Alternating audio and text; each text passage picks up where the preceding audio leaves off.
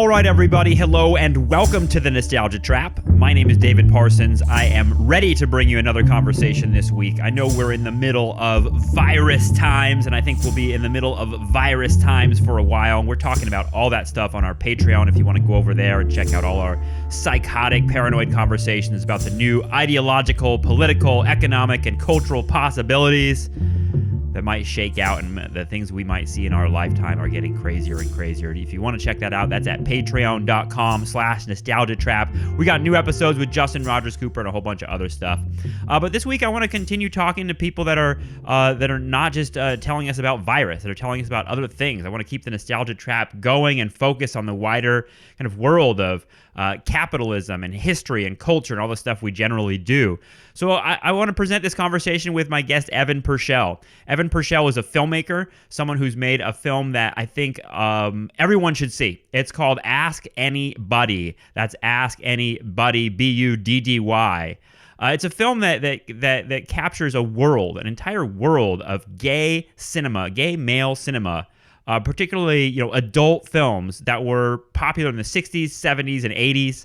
And it's a world that's kind of disappeared and changed, and Evan kind of puts that in context for us, why that happened, how it's a part of the larger history of cinema, but also part of the larger history of sexuality and how we kind of filter that into pop culture. So his film Ask Anybody, unfortunately, a lot of the screenings got canceled. This fucking virus is messing up all of our plans. But I know that once we start returning to normal, whatever that means, I know this film will be in theaters again at a number of different festivals, and it's got to, I think, meet a wider audience, because it's such a to me, like, total mindfuck of a film. It shows you a world that I think a lot of people, especially younger people, have no idea even existed. So I talked to Evan, and we kind of unpacked a lot of the different kind of figures that are kind of lost figures to history, both the stars and the makers of these films, and he drops a ton of names in this conversation. So go check out his stuff, and you can find him on Twitter. He's got a great Twitter handle called @schlockvalue, and I think @AskAnybody on Twitter also tells you a lot about the film. So go check all that stuff out, because it's really cool stuff, and I think Evan is doing really, really important work, and I enjoyed this conversation. So enjoy all our Nostalgia Trap stuff. You can find all of our episodes at nostalgiatrap.com, and again, if you want to join the conversation about the virus and the kind of accelerated apocalypse we find ourselves in, go to patreon.com/nostalgiatrap. Become a subscriber. We need the money more than ever. I know that a lot of people are asking for money right now. Well, we're asking too, because I've lost my jobs as a teacher for the summer, and I don't know how I'm going to make it. So a few bucks from the supporters of this show definitely goes a long way for me. So if you can do that, patreon.com/nostalgiatrap. Thanks so much, and enjoy this conversation. Here is me talking with filmmaker Evan Purchell. All right, Evan, thanks so much for joining us. I just spent the afternoon watching your film Ask Anybody, which is Ask Any Buddy, 3 words for those that want to look it up. It's honestly just blew me away. Totally incredible film, and I'm so glad I get to talk to you about it. So first of all, congratulations on making what I think is a stunning work of film archival work. Thank you so much. I appreciate that. I guess we can start with what this film is. I mean, it's to describe it. I mean, it's a collection of scenes from it feels like 1 million different gay porn films of the 60s, 70s, and 80s, woven together without a voiceover narration, which I found incredibly refreshing. There wasn't like a voice of God telling me what it all means. Instead, you get this kind of like kaleidoscopic, almost psychedelic impression of a world that's totally lost. There were so many thoughts popping up as someone who thinks a lot about that era. I'm wondering, just to start, like, what are the origins of this project? What drew you to wanting to make a film like this? I mean, the film kind of came about as like an accident. So for the past couple of years, I've been doing this Instagram project, which has the same name. And that project just kind of came about because I've been researching these films because I find them really interesting. And I love film advertisements. I love film art. I love seeing how these films were kind of like very much a part of like mainstream gay culture back in their time. So I created the Instagram as a means of bringing that imagery and bringing those advertisements kind of back out there, getting them back out there so people can see them because they're very hard to find. And then on the side, I've been wanting to put together like a film screening series here in Austin. So I reached out to the people who do the Contrast Film Festival, and they asked if I would be interested in putting something together for a screening they were doing for the festival. And this just kind of came out of that. And the Instagram account, Ask Anybody, does it still exist? Oh, yeah. I do a post every single day. Okay. So it's been going on for about 3 years, and it was in Artform's best of 2018 issue. Yeah. It seems like that was the thing that caught people's attention initially with this material. And I wonder, like, you know, where did you find all this stuff? It seems like such a process, and I assume that you're kind of a collector on your own of that stuff. But where do you even find this material? Because I feel like, you know, I said Lost World, but I feel like a lot of young people, especially, just have no idea that this stuff even exists. Oh yeah, because I mean, I don't want to like speculate too much or anything, but I think for a long time this sort of material was maybe disreputable, if that's the right word I'm thinking of. Problematic? I think maybe problematic. I think, yeah, because of the AIDS epidemic. Yeah. There's no condoms in these films for the most part. It's unsafe. It's risky behavior. I think that might be it. There's a palpable sense of danger while you're watching the film, and not just from the type of like unprotected sex we're seeing, but just there's actually a feeling, and I think it's part of maybe the way these films were constructed, and we can talk about how different they all are. But there is a sense of like transgressiveness to what's going on. Oh yeah, yeah. I mean, especially you see it more in the films that were shot in New York, but I mean, these filmmakers, they had so little money and so little time to make these movies that they would just shoot them. They'd go out on the streets and shoot the movies. They'd go to gay bars and shoot the movies at the gay bars or movie theaters or in tea rooms or on the subway or just wherever. And that's where all this footage kind of comes from, just from that. Well, I mean, I think the wider history is kind of like, I don't know, it's almost with straight porn too, that they were more interesting in the 70s. There was like a lot more creativity to them, because I worked at a video store in the early 2000s that had, it was a video store for just mainstream film, but then we had the room with the beaded curtain, right, that had all the porn in it. And it was like the gay porn and the straight porn all looked the same by that time. It was like the 2000s. It kind of felt like there was not so much genre work being done, not so much story work being done. It seems like if you're looking for something a little off the beaten path, you have to actually go back. And it seems like those things aren't even available. That's what I was going to ask you. Like, where did you find these things? Yeah, I mean, I think that for the first part of that, I think a lot of people don't realize that back in the 70s and early 80s, a lot of these movies were being made by people who wanted to make movies. They wanted to be filmmakers. And as long as they put sex into their movie, they can make whatever they wanted. They could do whatever they want. You know, they can make, you know, a horror movie, or they can make a romance. They could make like a James Bond movie as long as it has sex in it, and it would turn a profit. It was almost certain to turn a profit, and then they could keep going. Like on the gay side, a couple of the directors that are in my film, like Tom DeSimone, he wound up, he was a UCLA grad who just wanted to make movies, and he used his experience doing all these gay movies to make things like Reform School Girls with Wendy O. Williams and Hell Night with Linda Blair. Like, he actually crossed over into a mainstream career. I was going to say that name sounds familiar. Yeah. Him and like Joe Gage, who made a bunch of like straight to video horror movies in the 80s. There's a couple of directors who actually did cross over, but you find all these filmmakers who just wanted to make movies, and that's what makes this stuff interesting to me.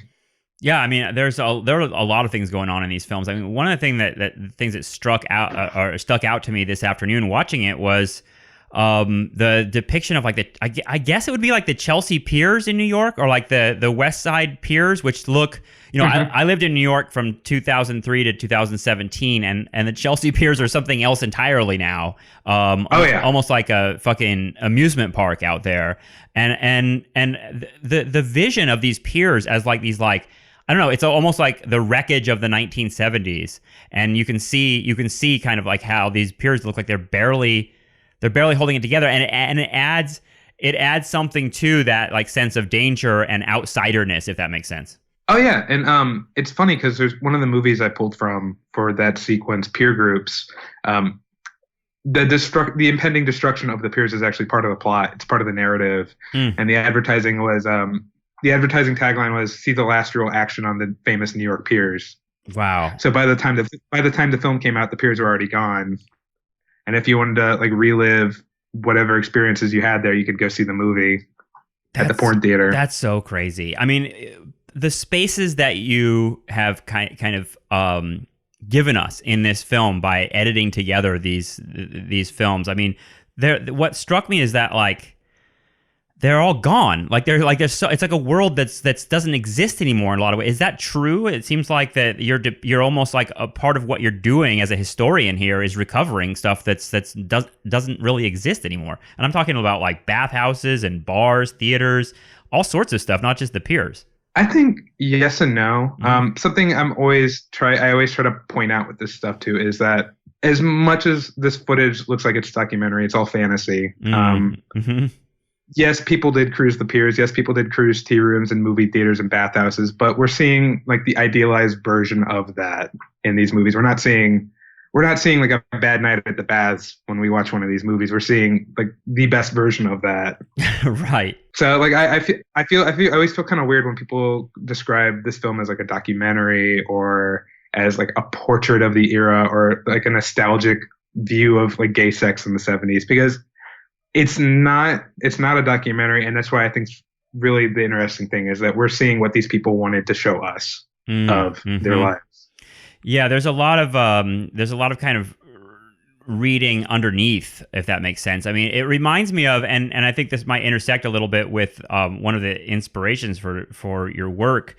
It reminds me of a film called Los Angeles Plays Itself, which is about Los Angeles and its depiction in cinema. And if anyone hasn't seen that film, track it down because it's like a really incredible like film essay. But one of the things that the filmmaker and the narrator is talking about, that one does have a voiceover narration, is that you kind of have to use these films not as documentary, but as kind of like looking at the background and seeing the real Los Angeles kind of underneath it. And I felt like there was some element of that going on in your film, if I'm not wrong. Oh, exactly. Yeah, no, absolutely. Fred Halstead is a name that comes up in reading about your work. Can you talk a little bit about who Fred Halstead is and how he fits into this? Because I think he's famous. I think that's where Los Angeles Plays Itself got its title. Yeah, Fred Halstead was a really fascinating figure. He was a gardener for Vincent Price in the 50s who like in the late 60s decided he wanted to put his life on film. He'd never made a movie before, but he decided to make a porn film called LA Plays Itself. And that film was really famous mostly because it's one of the first films to show fisting on screen. And it was such a like a controversial film when it was first released that members of the Gay Liberation Front both picketed it and praised it. It was screenings of it in New York were raided by the police, supposedly under a tip from like the Gay Liberation Front, because they thought it was damaging. It was a damaging portrayal of gay life on screen. And around what year is this? 72. Oh, 1972. Wow. Yeah. Yeah. He made a couple other very good films. He made something called Sex Tool, which was his attempt at being like crossing over to like art, like the art house world. It was one of the only films in the genre to be shot in 35 millimeter. But the problem with that was that none of the gay theaters could show 35 millimeter. And the art house theaters they thought it was too gross, so they wouldn't show it either. So that movie was not successful. And after that, his career he never went away, but his films got a lot safer and less interesting. But there are clips of a few of those in my film. Well, that wider story of whatever happened to gay culture and gay life and gay politics in the years since the 60s and 70s seems like, that especially in the kind of mainstream American imagination, it has gotten a lot safer. Like when I think about, and I think a lot of Americans think about the portrayal of like, especially gay men in cinema, they think of like Tom Hanks in Philadelphia, and it starts in the 90s, in other words, and it kind of moved towards a very different kind of position, if that makes sense. Can you talk a little bit about the kind of that fight, because it seems like it's almost embedded in your film in some way. In other words, I'm imagining that a lot of people today, what might like Mayor Pete might not like your film and might think it's like I could see him like giving a presentation about why this is dangerous or something like that. I mean, yes, I don't think Mayor Pete would appreciate the double fisting scene in my film, but but yeah, I mean, it's kind of hard to say for certain why those attitudes have shifted over the years. I think it's easy to blame, the AIDS epidemic for a lot of that. But I mean, people like Fred Halstead were very, very famous and very well-known figures in their time. As far as like the films that I draw from for my research, I do think it's really interesting how in the 70s, like a lot of what's probably considered like more risque content, like fisting or water sports or S&M, was a lot more common back then. It wasn't until the 80s when these films started being released on video and got like more eyes were seeing them, and then the AIDS epidemic, that like the video distributors started cutting those scenes from the films. So you're kind of left with this very sanitized version of what sexuality in the 70s was like. Like I was talking about LA Plays Itself. That's a film that ends with a very famous fisting scene. But for, the past 30 years, the only version of it that you could get on video is missing the fisting. Wow. It's missing the last 5 minutes of the movie, so you can't see the reason the movie was famous in the first place. That's insane. I mean, it makes me think of, like, I don't know, we have this kind of cultural memory. It's even something that people think of as a tragedy when they think of the silent era. I think Scorsese made a film called Hugo that was entirely about like how much we've lost. Like 90% of the films made during the silent era were lost. But isn't a similar thing happening right now with VHS? Oh, absolutely. Yeah. I mean, that's why I'm like kind of actively digitizing as many of these films as I can, as many of these tapes as I can get my hands on.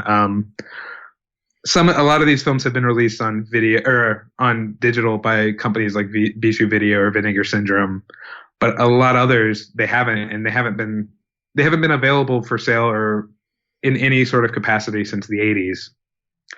So yeah, and I'm wondering, like, is there a demand for them at all, or they're just kind of like gone away? And it seems like we're relying on like specialists and archivists like you to kind of rescue this. But I wonder, like, is there any money at all behind? Because it seems like a project that's, I don't know. As a historian, it's like we're losing stuff that's really important, and then it feels like there's not, especially with something around like gay porn, there wouldn't be a lot of institutional desire to save that stuff. It's almost like there's like a will to make it go away almost. I mean, yes, very much. I think there's an interest in the material, but I don't think people are willing to like put their wallets behind it or pay the money for the DVDs or the Blu-rays or whatever. And that's why companies like Vinegar Syndrome, they won't do more gay releases, because the ones that they have done haven't sold. I know a lot of archives have sizable collections of either both video and film, but they don't really advertise it as being available. They don't digitize a lot of their stuff. And these films are kind of just left lingering in boxes. And how do you find them? A lot of research. Yeah. Research, going through back issues of magazines and newspapers and things like that, finding reviews. I'm very obsessive in that sort of way. Like if I'm interested in the subject, I want to know everything about it, and that's kind of what's driven this. Yeah, I was going to ask, like, just personally, I mean, when did this process start for you? When did you become interested in this world, or even discover that this world existed? Because again, I think, like, it's even if you're a person who wants to look at gay porn in the year 2005, let's say, you wouldn't necessarily find this stuff. How did your? I mean, this is like. I think of you, and I think of you, and I think you think of yourself as a historian. So, like, what point does that historic impulse come for you? I mean, I think very, very tentatively, it was seeing a screening of Wakefield Pool's Bijou with my partner, KJ, who's been on the show before, about 5 years ago. And that led me to seeing LA Plays Itself. And that led me to seeing Kurt McDowell's Thundercrack. And that led me to Jack DeVoe's Drive. And like each as I kept watching these movies, I kept realizing, oh my God, what is this stuff? How come nobody talks about these movies? What else is out there? Mm. And that's kind of what got the ball rolling. And as I started kind of getting more into like actual research, I was looking for an outlet for it. A book, an Instagram, a film screening series. I wasn't sure what direction it was going to take, so I started that Instagram, and things have just kind of progressed from there. Can you talk a little bit about the kind of the barriers that you've encountered along the way? Because it seems like there are a few, and one of them I was thinking about is one that I kind of have in my own life, which is I don't really have an institutional affiliation. I teach at a school, but I don't really have a university that's like, you know, supporting me in my research. And you're an independent scholar like that too, as I understand it, right? I am. So how do you, are there, is it hard? Does it make it harder to get access to it? Because I imagine some of this stuff is held in university libraries and things like that, right? Yes. And yeah, I think the most frequently, the things I use most frequently are like ProQuest and Gale and a few of the other online archives. And I'm lucky that people have given me their public library cards, which is how I'm able to access that material. I haven't encountered like, I've only dealt very sporadically with archives. I spent a week at the one archive in LA last year. And I mean, I didn't really come into any issues with me, like not having an institutional affiliation or anything like that. I think I think it's obvious that I know what exactly I'm looking for and like what they have. So I haven't really had too many issues like that. What about one of those library cards expired, so I had to find another one. But... Well, what about money? Because it seems like, I mean, I have a ton of VHS tapes, like stuff that I recorded off of television, like when I was I don't know, whenever The Simpsons started, I was like 10 years old or something, and I started recording every Simpsons episode every Sunday, and I'm not really interested in The Simpsons part of it so much as the kind of ephemera around it, like the commercials and stuff like that. And, you know, as someone who would be interested in digitizing that stuff, is it expensive to do that? Because the only time I've ever digitized anything was my Star Wars protest video that I put up on my Patreon that I gave to Costco, and it cost me like $25 for them to just do one tape. Do you do this yourself, I imagine? Yeah, I have a cable that I use. It's not like archival quality, but it's good enough for me, you know? Mm-hmm. If I wanted to have archival quality digitization, it would cost a lot more and take up a lot of hard drive space. So what does that mean technically? I mean, will it devolve? In other words, it feels like there's no safe space for this stuff. Eventually, like even the digital part of it might go away. Yes, but that's why I have backups, backups and backups. I will say that even if companies like Vinegar Syndrome aren't actively releasing these films on disc or Blu-ray or digital, or archives aren't like restoring these films on their own, at least they're holding them. Mm-hmm. I think Vinegar Syndrome and Bijou Video and the UCLA Film Archive have like the biggest holdings of like gay feature films from the 70s and 80s. And I'm glad that they're at least safe, you know? Mm-hmm. What about porno stores? I mean, they still exist. There's a couple still in my town. Do you go to those and find tapes there? Are there any places renting VHS still? I don't know. There's nothing. I don't think there's really anything here like that. Wow. I feel like if those stores had anything, it wouldn't be what I'm interested in. So it's like that makes it really tricky then. It says that you're saying that's like mostly just in archives. Yeah, I mean, a lot of the stuff that I'm most interested in right now has been out of print since the 80s or the late 70s. So. I wondered if you could talk a little bit about how your film has encountered censorship online, because I know that certain media platforms, as much as we pretend that they will let you post anything, they really won't. Have you encountered that with Ask Anybody? My Vimeo account got deleted about a week ago out of nowhere, which is funny because the only public video on there was a trailer, which didn't have any nudity, didn't have any sexual content in it. The only thing on that account that had any sort of sexual content was a screener, which was password protected and private. So I don't know who reported it. I don't know if like their censor caught it or something, but my account was just randomly deleted out of the blue. I created a second account just so I could have the trailer back up, and that automatically got deleted too. So I think I'm permanently banned from Vimeo, which is nice. Dude, I don't even know I don't even know what that means. I mean, did they tell you anything? Did they send you a letter that explained that or anything? Yeah, they said it was because it had sexual content in it. Okay. And then like I'm running into censorship on Instagram all the time with that. So, what brings the Instagram censors? Well, the thing that's annoying about Instagram is that their rules are so loose as to what's allowed and what's not allowed.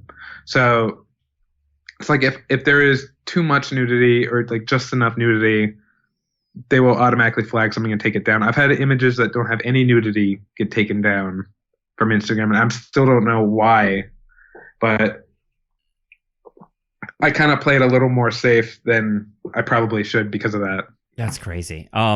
There are a couple different filmmakers that pop out that I had to see their names reading about your work to find out that there's this whole world of filmmakers that, like you're saying, they kind of like occupy this space between mainstream filmmaker and porn filmmaker, and it seems like the line is really blurred, especially in the era that you've collected these films. The line is there is no line. But one of the ones that stands out, and I wonder if you could say a little bit about him, is Arthur J. Bresson Jr., who's someone that I wasn't aware of at all. Can you tell me who he is? Yeah, he was really, I think, one of the key gay filmmakers of the 70s and 80s, who's kind of, his work is finally starting to get back out in the world, but it's had been forgotten since he died in the late 80s.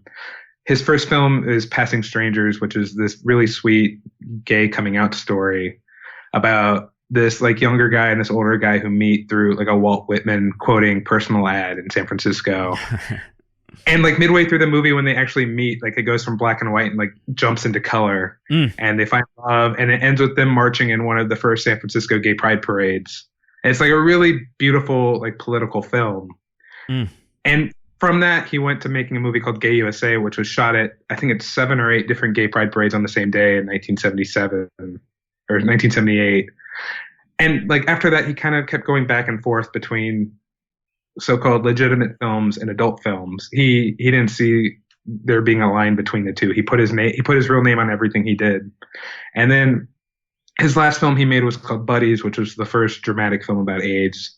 And then he passed away from AIDS a couple years after that. And there's another filmmaker, Joe Gage, that stuck out to me particularly. Sure. And he is named after a Tarantino character, or Tarantino named a character after him. But what I'm trying to think, what Tarantino film had Joe Gage in it? That was The Hateful Eight, I think. Oh, really? That's the one I've seen the least, I think. It's the Michael Madsen character is Joe Gage. No shit. So who is Joe Gage? He is a filmmaker. He's still making movies. He actually just made his latest porn film like a few weeks ago. Wow. He and his partner, who just passed away about a year ago, Sam Gage, they came onto the scene in the late 70s with this trilogy of films they made called it's got a bunch of different titles, but it's mostly known as the Working Man trilogy. It's Kansas City Trucking Company, El Paso Wrecking Corporation, and LA Tool and Die. And there are these really amazing films about male bonding and male friendships, and they're very easygoing and happy-go-lucky. They're very, I think the phrase the description he always uses is that if the men in the movies, they're not straight, they're not gay, they just wake up, go out in the morning, and see what happens. And the men in those films are very masculine. They're very kind of older, like 30, late 30s for the most part, and they're very he kind of created his own archetype with those films, and they were very, very successful. And then in the 80s, he kind of left that world behind, got married to a woman, made some mainstream films, and then in the late 90s, early 2000s, went back to making gay porn after getting divorced. Wow. And he's still doing it. Wow. What a story. But those first 3 films he made, they were very, very successful, and I think really some of the best like gay films of the 70s, hardcore or otherwise, they're very good. He's very, very influenced by both like exploitation films and art house films. The ending to Kansas City Trucking Company was like an homage to the 400 Blows. Wow. And he cited like Mario Bava and Dario Argento for his lighting, and they're very artistic, but also very pulpy at the same time. Yeah, you get that, and just watching your film, which collects a lot of scenes from these types of movies, you get the sense that there's like a lot of there's a lot of kind of artistic inspiration behind this, and a lot of references to other things. And I don't know, I wonder if you could think or talk a little bit about the way class functions, because you mentioned these like kind of working man films, and that's one of the things that struck me too. Is it felt like as much as there was an outsider kind of sensibility to a lot of this stuff, part of the outsiderness seemed like there was a class element going on too, and maybe that's just the time of the 70s being where a lot of the bulk of the films come from. But is there something going on with class in these films? Because it seems like there's an exploration of that. I'd say so, yes. Both as like a fetishy sort of way, and also I guess the sensibility to them, for the lack of a better description. Some of the films, especially in the late 70s, were kind of advertised around the fact that they were blue collar movies. Jack DeVoe made a movie called Rough Trades, which is the first blue collar blue movie. The Kansas City trilogy, those are all very blue collar. Tom DeSimone had a movie called Hot Truckin', which is also very blue collar. The Grease Monkeys, which is about mechanics, very blue collar. I think that people who are going to see these movies were, for the most part, they had more disposable income. So I think there is an element of fantasy in class to that. Well, doesn't that kind of reach its apex in like The Village People, and that kind of image of like these different, like, I don't know, working class archetypes being presented to the American public as like gay life in some way? Oh, absolutely. And like you see that in the film very much so. I think the people in the film are very much archetypes.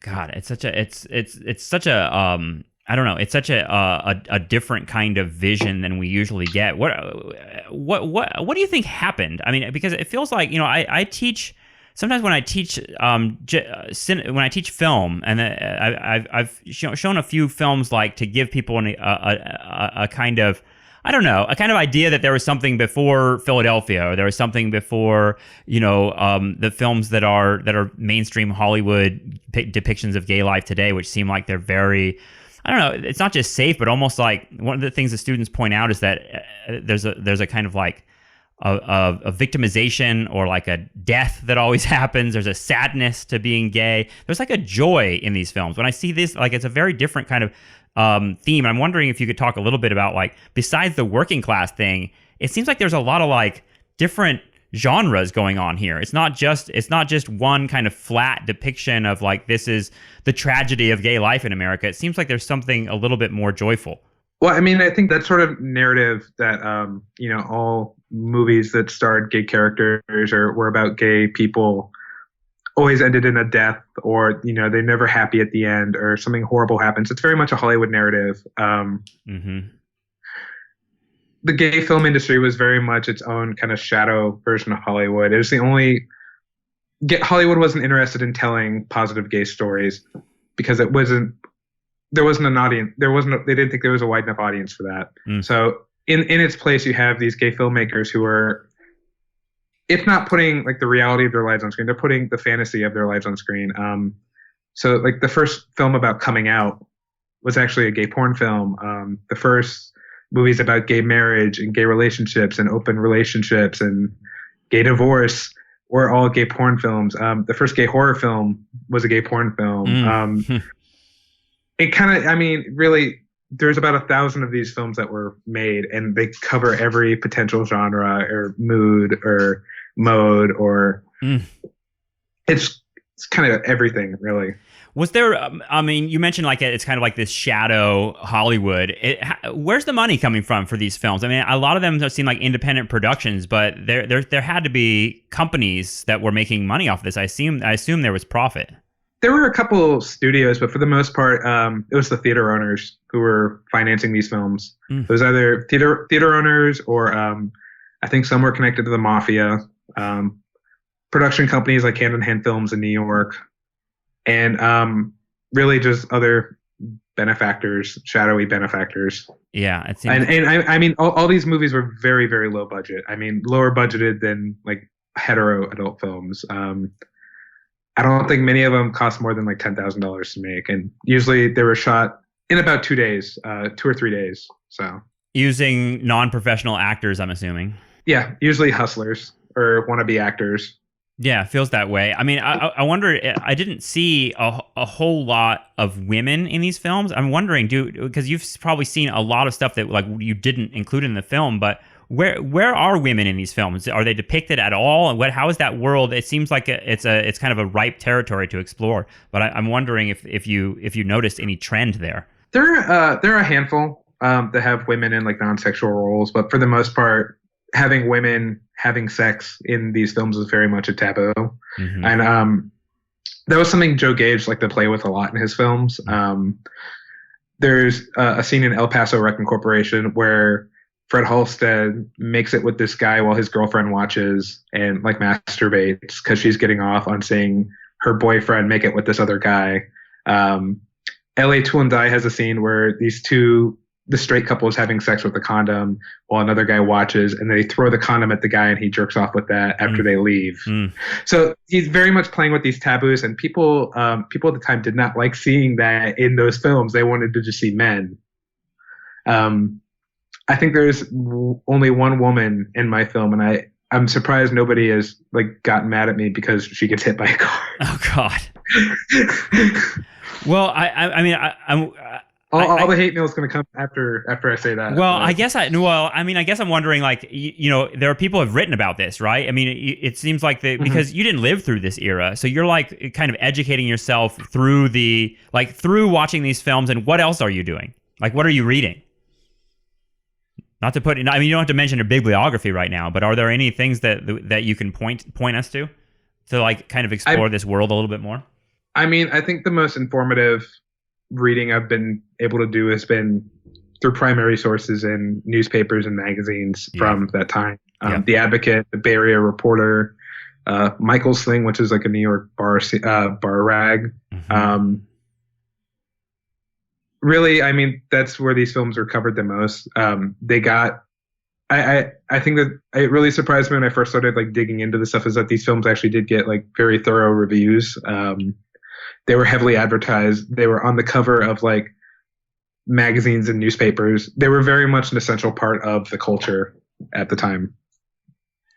And I mean, I know that AIDS is the kind of hammer that's going to come in the 1980s, and kind of, it seems like, I don't know if you may disagree with this, but it seems like it moved kind of mainstream gay culture in like both into the mainstream and into a kind of more conservative position. And we mentioned like Mayor Pete and shit like that, but like as maybe kind of one example. But it seems like that part of what destroyed this culture, right? I mean, it's that, and it's the rise of home video, really, because that killed the theaters. So it's the Boogie Nights story. Yeah, it's really the Boogie Nights story, because then these filmmakers, they're able to grind these films out quicker, these videos out quicker. People aren't interested in plot, so it gets very mechanical. I think the most kind of interesting side effect of AIDS is body hair grooming, of all things. Oh, wow. Yeah. In the mid 80s, because these companies and these studios wanted to project like a clean, wholesome image, that's when they started forcing their models to start shaving their bodies. That's incredible. So you go from the Joe Gage films, which are very rugged, very hairy men, to Falcon and all these other, like William Higgins in the 80s, where it's very tanned, very hairless, very smooth, very clean, which is so fascinating to me in such a strange way. Yeah, I mean, and it's part of a larger discourse, right? I mean, I'm thinking about like, I don't know, I wonder where filmmakers like Todd Haynes fall into this for you, because he's a filmmaker that like, has made a conversion from making really kind of very artful films very early on, almost experimental films like Poison. And then, has over the course of his career, I feel like his films have become more and more kind of conventional in some ways. I wonder where Haynes would fit in that, because it seems like I'm thinking about Poison, which ends with like a guy being like spit on by like a bunch of other guys in jail, Yeah. as I recall, and that transgression kind of slowly disappearing from his films. I mean, yes, I'd agree. I'm not exactly sure why. I would say film funding has a lot to do with it. The consolidation of film studios, everything having to play well for China and countries like that. Right. That's why you don't get gay sex scenes in films. You get pans over to a window. Right. Capitalism ruins everything. Pretty much, yeah, exactly.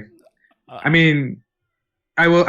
think capitalism has a lot to do with the films that I research, but it's a less bad version of capitalism? Question mark. Yeah. I don't know. Yeah, no, totally. I mean, it's gay capitalism. Yeah, I mean, it's like it's a weird nostalgia trap in some ways to think about that era, because it in a lot of ways people would, like you've mentioned, like think of this stuff as highly problematic, you know, and almost like something to be forgotten. Like it's a good thing that it would be forgotten because it was a dirty time, and we don't want that kind of stuff anymore. But it feels like when you watch your film, I mean, like I said, there is a kind of recovery of a certain joyful and creative engagement with gay life that you don't really see as much anymore, especially in the mainstream. Absolutely. What about a filmmaker? Here's a filmmaker that I don't know a whole lot of these names, but this one is one who I've seen a lot of his stuff, and it's partly because I think his stuff is featured in so many film classes. But like Kenneth Anger is someone who made a film called Scorpio Rising, which is probably his most famous, but he's made a bunch of others. I think he's still alive and making stuff. But where does he fall within this world? Because it doesn't seem like he's making quite gay porn, but he's doing something along the line. I was thinking of Kenneth Anger while I was watching your movie. Well, I mean, his films were some of the first screenings that were kind of geared directly at gay audiences at the Coronet Theater in LA in the late 50s and early 60s. His films like Fireworks and Scorpio Rising and Custom Car Commandos, they played at gay porn theaters in the early days, because in like the first year or so that these films are being shown publicly, this is before hardcore. This is all softcore. It's all like nudist camps and posing straps and Bob Miser and physique films and stuff like that. Right. There was this kind of weird, kind of queasy mix between experimental and beefcake. And then as filmmakers started actually producing their own films, you kind of see the arty stuff and the Kenneth Anger stuff kind of fall to the wayside. But there were still filmmakers that were influenced by those films. There is one that I use in my film called Born to Raise Hell. It's a very notorious S&M roughie that was actually banned in LA for 4 or 5 decades. And the opening sequence of that is very openly inspired by Scorpio Rising. Yeah, that film seems like it's influential in a million different ways, not just in like gay film, but in mainstream film too. I feel like his whole editing style. Did you edit this film yourself? Yes, it's all me. Oh man, is this the first film you've done? Where did you, like, in other words, have you made other stuff, or this was the first thing you've edited like this? I've done films like this, but never a feature. I've done shorts. They're mostly pre-shows for like film screenings that like friends of mine were putting together. But this is the first time I've done something of this scale. It seems like it would be tricky. Was it tricky to make? Because I guess what I wanted to ask is kind of like, there's watching it, since there's no narration and there's not kind of a through line of a story. It's instead, but I feel like there's a lot of visual matching going on. There's a lot of kind of like spending time in certain spaces that we then transition to other spaces. How long did it take you to put this together? I think it took me about 4 or 5 months for the first version, and then I kept after the first screening, I kind of kept tinkering with it and redoing parts of it and adding bits and taking other bits away. So I would say like about 7 or 8 months altogether. Wow. And then how did you market it? Because I know it's been at a couple festivals, and it seems like it's been well received. Yeah. At the end of it had a one-off screening in Seattle back in November, and then back in December, it got picked up for distribution by the American Genre Film Archive, and they've been helping me get it into other festivals and screenings. And the next couple of months are going to be very busy. I'll just say that. That's awesome. I mean, I really want this film to find a wider audience. I think is it tricky for that to happen because there are so many cocks and balls in this movie? I kind of expected that it'd only be able to be shown in like small art spaces, but people seem to be into it. Venues seem to have no problem with it. It actually can't be shown in a regular movie theater here in Austin because of Texas Alcohol Bureau laws, but wow. I'm wondering if there's like a pushback from. It's weird because you'd get a pushback like for a long time in our lives. You know, the so-called culture wars were really about this kind of like evangelical right wing that was like really the main kind of antagonists in that story. It seems like there are other antagonists now, though, in addition to them, or maybe replacing them. What was that again? I'm sorry. I'm wondering, like, who are the people who would be the antagonists of this film? In other words, like, is there a right wing that knows about your film and wants to have it censored? Because when I was in college, I took a class on porno called or taught by Constance Penley at the UCSB Santa Barbara, and it like Fox News did reports on our class and were saying like what an outrage it was that this stuff was being taught. But it feels like, I don't know. It's as much as like the Republican Party is still, you know, dominant in American politics. It feels like that element has waned a little bit, or maybe I'm wrong. I'm just wondering if like your film has been attacked. It hasn't been so far. We'll find out within the next couple months when it starts having these like big festival screenings, but hopefully not. But also, I kind of wish. Yeah. Because no publicity is bad publicity, really. Yeah. No, I feel that too. What work is, in other words, is there politics underneath your desire to bring this stuff to the wider public? Like what are you really doing by presenting this stuff? Because your film, I think, actually crosses like it's on set. It's your film kind of is occupying several different spaces. I feel like it's a work of art. Like it's a real work of art, and feels like I'm watching a really artful exploration of a certain time and space. But I'm wondering, like, to put it in like academic terms, is there what intervention are you doing, Evan? Is there an intervention you're doing by making this film, or do you just want people to see it? I'm not an academic, so I don't know what exactly that means. So, I mean, really, my interest is showing people that these movies exist, that there is this really rich queer film history that's kind of been overlooked and kind of discarded and kind of been hidden away for the past couple of decades. Really, I mean, that's my only interest. With some of these screenings that we're doing, we're pairing the film with restorations of like actual films. So like as a byproduct of this film, we're getting some other films back in circulation and back out there. So that's what makes me the happiest about the reception this has been getting, is that people have been exposed to stuff that they didn't know ever existed. Well, I mean, and that I include myself in that world, because the film is called Ask Anybody, and if you get a chance to see it, then I'm talking to the listeners now, check it out, because it's something that for me is so important to recover, and it's part of a larger kind of archival work that you're doing. I just want to thank you for sharing your story with me. I appreciate it. Of course. All right, a huge thank you to Evan Purcell. Go check out his stuff online. Ask Anybody is the film. It will be at a number of festivals, I know, when things open up again, and we'll try to share that with you as it happens. But you can definitely check out Evan's stuff online and check out some of the names and ideas that he dropped for us just now, because it's really, really amazing stuff, and I'm so glad he talked with us. I hope you enjoyed that, and I hope you enjoy all our Nostalgia Trap stuff. If you want to support our show and get access to our episodes about the virus and everything else, you can do that at patreon.com/nostalgiatrap. Thank you to all the folks that are supporting us and supporting the show as we enter into this new plague economy, whatever it might be. And I hope you're all doing well out there. So we'll talk to you again very soon. Bye-bye.